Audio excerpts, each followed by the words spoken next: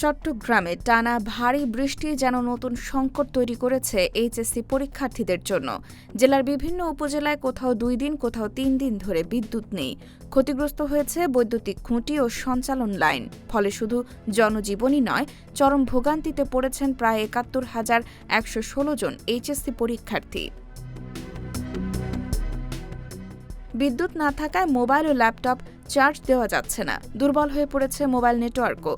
ফলে online note সংগ্রহ, পড়াশোনা এবং পরীক্ষার প্রস্তুতি ব্যাহত হচ্ছে। অনেক শিক্ষার্থী বাধ্য হয়ে মোমবাতির আলোয় পড়াশোনা করছেন।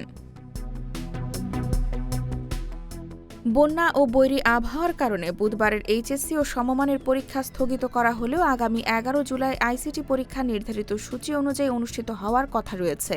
তাই দ্রুত বিদ্যুৎ সরবরাহ স্বাভাবিক করার দাবি জানিয়েছেন পরীক্ষার্থী ও অভিভাবকরা। পল্লী বিদ্যুৎ কর্তৃপক্ষ জানিয়েছে, গাছ উপড়ে পড়া, খুঁটি ক্ষতিগ্রস্ত হওয়া এবং তার ছিঁড়ে যাওয়ার বিভিন্ন এলাকায় বিদ্যুৎ সরবরাহ ব্যাহত হচ্ছে। আবহাওয়া অনুকূলে এলে ক্ষতিগ্রস্ত লাইন মেরামত করে পর্যায়ক্রমে বিদ্যুৎ সংযোগ চালু করা হবে বলে আশ্বাস দিয়েছে কর্তৃপক্ষ। সাপ্তাহিক বাংলা গ্যাজেট নিউজ ডেস্ক।